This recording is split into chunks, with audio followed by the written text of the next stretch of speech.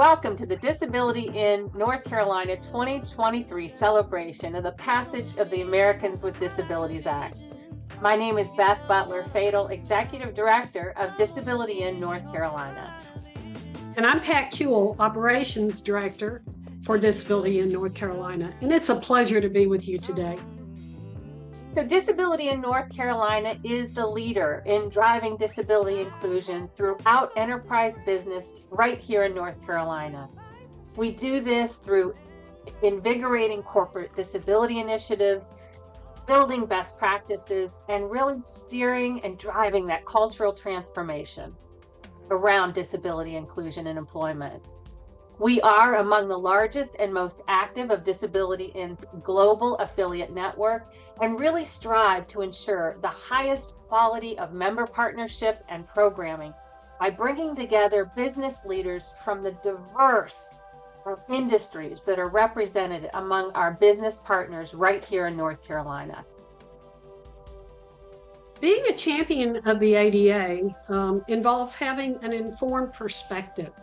That perspective focuses on the protections and reasonable accommodations that the ADA provides.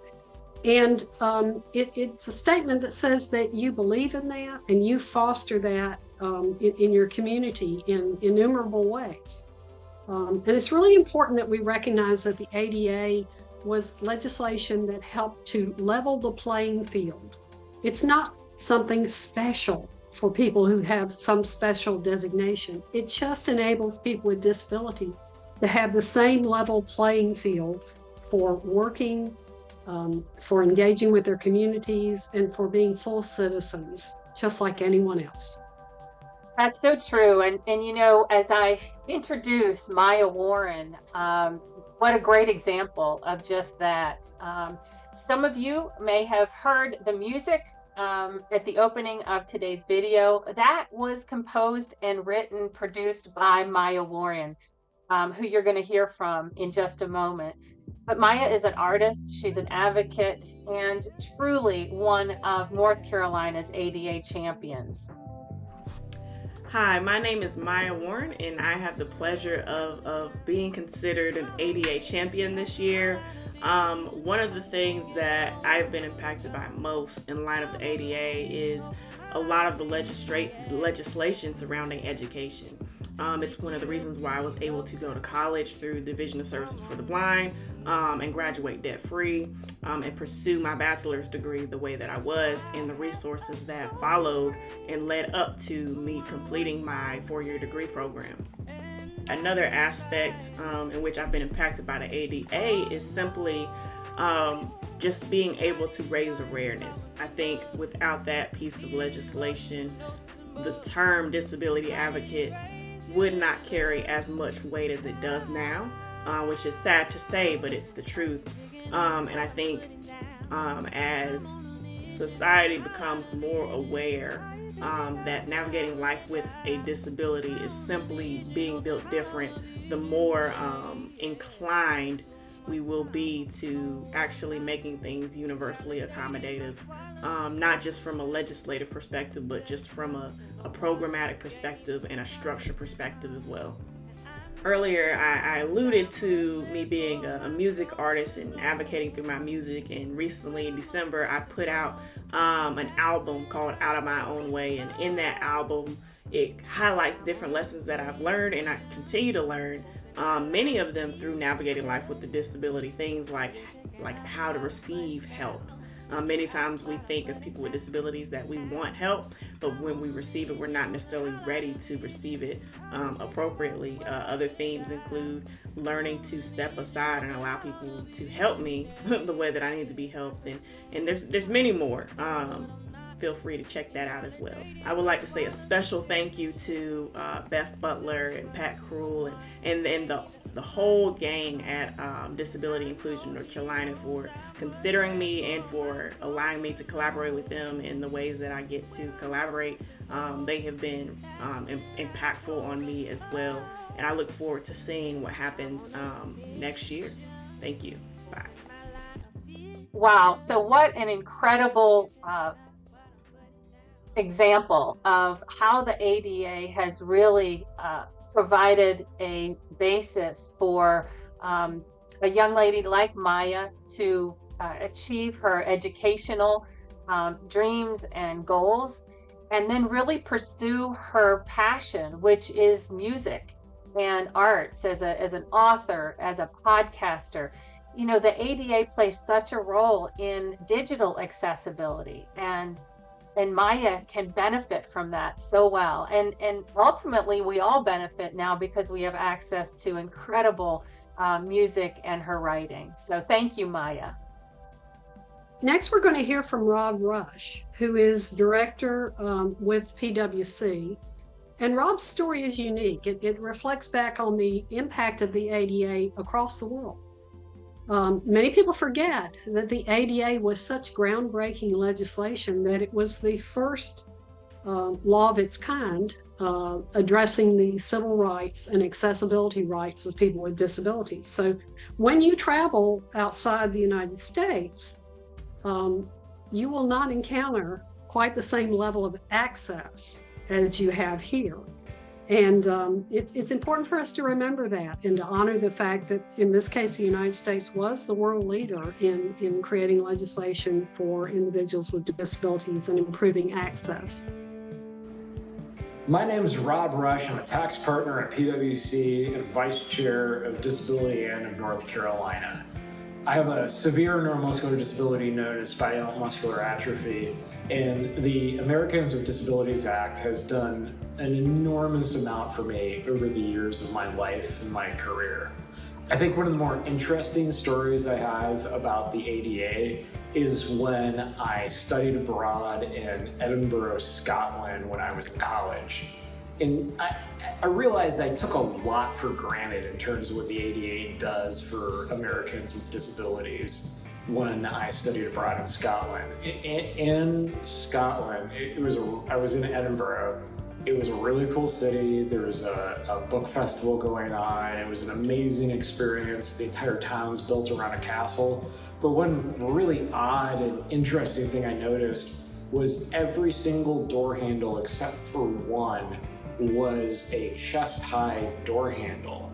And the one that was waist-high was a massive blue rubber handle with a huge handicap accessible sign next to it. I'd always taken for granted the fact that in the United States, all the door handles essentially are waist height. And as an individual using a power wheelchair, I could generally access all the doors in the United States.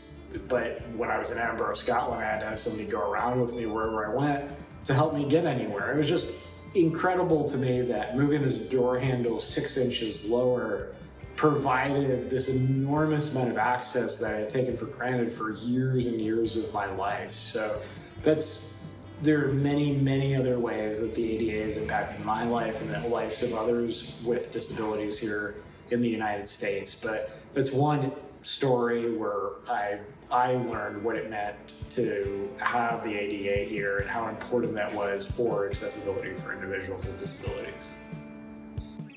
What an incredible message. Thanks, Rob, so much for, again, your contribution. You know, ADA champions have a strong commitment to promoting diversity, inclusion for people with disabilities within their workplaces. And they really continue to actively pursue that passion for advocacy and educating business leaders about the value of hiring people with disabilities and highlighting the unique skills that they bring to each of the jobs that they represent. So our next speaker, Tom Kolkloff, again, has dedicated his career to partnering with us, but also advancing the ADA via his role at the EEOC. My name is Thomas Kolkloff. I am with EEOC. I am the Director of Field Management Programs. Well, while working at EEOC, we actually enforce the Americans with Disabilities Act of 1990.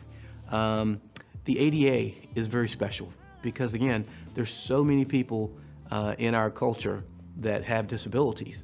And for many years, they were excluded from being able to live that American dream. My belief is and has always been that the way to get that dream, as the Declaration of Independence talks about, life, liberty, and the pursuit of happiness, is through work. And people want to work. And I just felt it was just so sad that people who have disabilities were excluded from that opportunity. Or if they did work, quite often, they were kind of like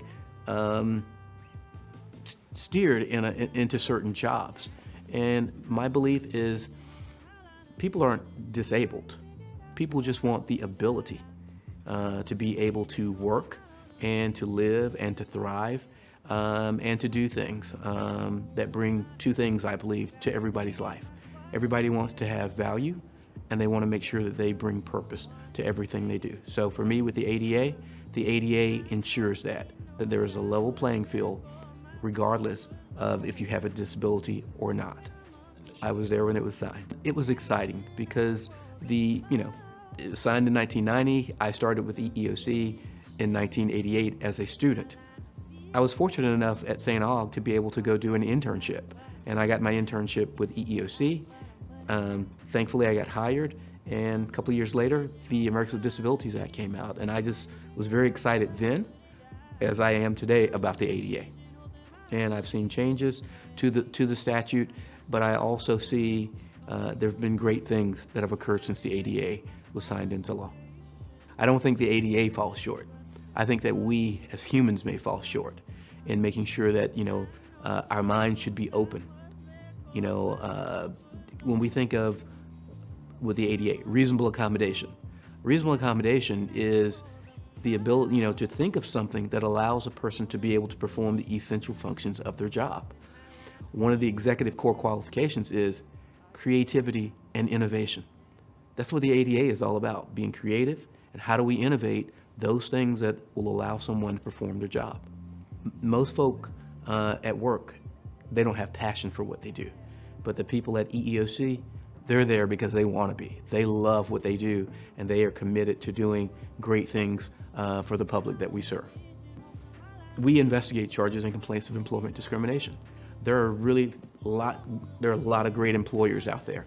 There are a lot of great employees in our society, and bringing those two groups together is awesome. And for me, what was, really the emotional high for me is that every once in a while at EEOC, you get to do something really cool and something really good for somebody. And we get to fight for people that don't know that we're fighting for them. If we can change the hearts and minds of how people think and how they act, then we can kick that out into the future forever. There is no one that I have ever met that does not know someone that has a disability. And to me, bringing that home and asking people, this could be your family member or friend, your spouse. Would you want them to be treated that way? And the answer is always, no, I would want them to have a fair opportunity. And my comeback is, well, if that's what you want for your loved ones, let's make sure we do that for everybody. And I'm thankful that we try to make that happen. I just want to say about disability in NC. I met Beth and Pat a few years ago. They are one of my biggest partners, and they're one of my favorite partners. Why? Because they do really, really good work for people. And they're trying to make sure that all doors are open for everyone. And why are they a partner? Because that's what we do with the ADA at EEOC. That's our goal. That's our intent. And so we are on the same path, trying to get the hearts and the minds of employers and employees to get there. North Carolina is not today the North Carolina that it was. And that's a good thing. That's a good thing, because that means that we have grown and that we are seeing people that for the value, as I stated, and the purpose that everyone can bring to the table. So Tom, thank you so much again for your continued commitment to be a voice for individuals with disabilities, and really stand for the ADA and its legislative importance in the workplace. And so you've done so much to promote the employment of people with disabilities across the state. So thank you so much for what you've done. You know, another area of legislation that really paved the way for the ADA is the Olmstead Act. This U.S. Supreme Court case was really a landmark case in 1999. Found that unjustified segregation of people with disabilities is a form of unlawful discrimination under the ADA. And I think many forget about the history that the Olmstead Act plays in the story of the ADA. So Pat, you want to introduce our next video? It would be my pleasure, Beth. Next, we're going to hear from Holly Riddle. Holly Riddle has played a hugely important role in access to services for people with disabilities. But interestingly, her father played an even more seminal role going back 40 plus years ago. Holly is the Assistant Director for the Olmstead Plan implementation in our state. She works for the Office of the Senior Advisor on the ADA at North Carolina Department of Health and Human Services.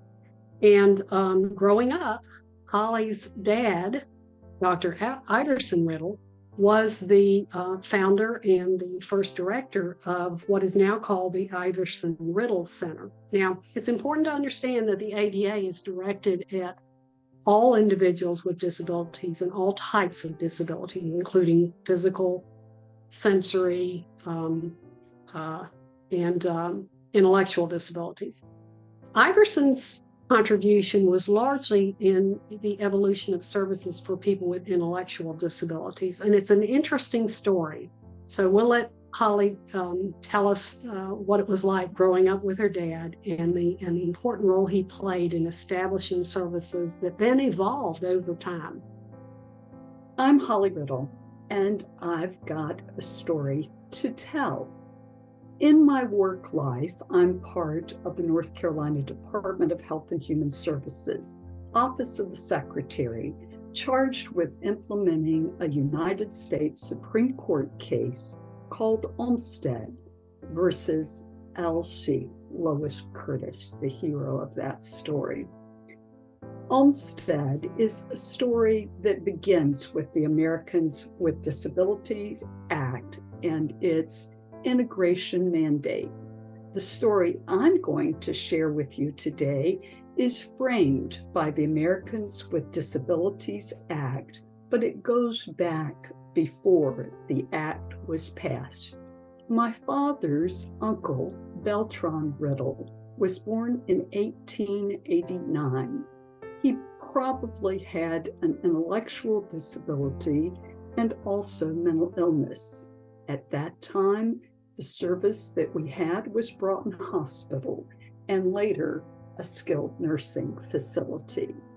It is my family's love and advocacy for Beltran that creates my father's life path.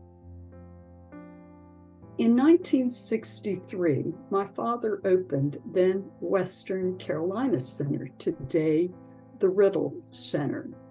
It was before the passage of the 1964 Civil Rights Act. It's well before the passage of the Americans with Disabilities Act. That act is a legal articulation of a belief that I believe drove my father's work and my own today. That belief is that everyone has a seat at the table, that everyone belongs. My father and his second wife, Marcia Riddle, were big believers in community engagement. It wasn't enough for the people inside the walls of Western Carolina Center to live their lives. It was important to bring the community into the center. They engaged powerful members of the North Carolina General Assembly, Senator Ollie Harris, a community leader named Carlos Young. Over time, what was going on in that petri dish began to export out into the field. At Western Carolina Center, you saw the development of experts in physical therapy, occupational therapy, speech and language, assistive technology and augmentative communication, special education, the ministry, people like Brett Webb Mitchell and William Robertson, who wrote and practiced what it meant to connect people with disabilities to their own spiritual life. So what you saw happening over time as Western Carolina Center created North Carolina's first group homes or exported its family therapists out to work with the real experts, families themselves in the early intervention context, is you see the walls began to come tumbling down. You began to see the work that was done in this petri dish come to inform not just the field in North Carolina, but the field across the United States. My father's connection to the Kennedys helped spread some of this work. His brother, Chick Riddle, Judge H.L. Riddle, was close with the Kennedys, and my father quite close with Eunice Shriver, the sister of the president. It was their work together that I believe elevated much of what was done at Western Carolina Center onto the national stage. Daddy used to say, I gave 53 years to the field and my firstborn. I had no plans of coming into this field. I edited poetry magazines. But yet, when the time came to go to graduate school, my father's friends wanted a guinea pig to look at a curriculum for advocates, for professional advocates. And well, I was hooked. There have been so many professionals who played a big part in this field that I couldn't begin to name them all, but I will tell you one thing. I've always said there's a big difference between professionals and those with lived experience. This is my job, it's your life. Still, there are people that are deeply and passionately committed to the social justice movement that is articulated so beautifully in the Americans with Disabilities Act. Tony Dalton, Pat Porter, Carl Dunst, Carol Trivet, Jerry Reynolds, Duncan Munn, Brett Webb Mitchell, Pam Shipman, Andrea Meisenheimer, Marcia Riddle, Karen Hamilton, our own Southeastern ADA Network, Joan Johnson, Pat Kuehl, Vicki Smith, Sam Hedrick, Beth Butler. I could go on for the longest time. At any rate, let me stop there. Wow, what an incredible story. The history that Holly represents is amazing. And thank you, Holly. Thank you for your contribution and really preserving the history and the story of your father's contribution to disability inclusion and the ADA right here in North Carolina. So Beth, what I find so compelling about Holly's story about her dad and growing up at the Iverson Riddle Center is that now her role is essentially to dismantle institutional settings and move all the services into the community.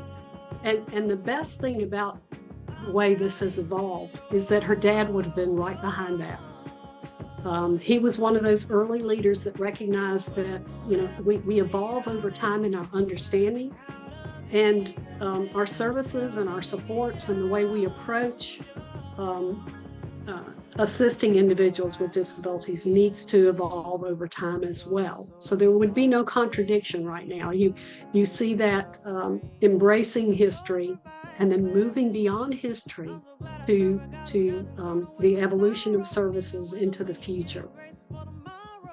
And Pat, I think that speaks so well to kind of the message that we send businesses all the time, and that is it's a journey, right? We listen and learn from each other at Disability in North Carolina because we recognize we don't know everything, right? This is an evolving process for companies as they begin their disability inclusion journey, and so it is such a great example of that. And again, this has been really a rich conversation. Thank you so much to those ADA champions that have stepped up and been willing to share their stories with us today.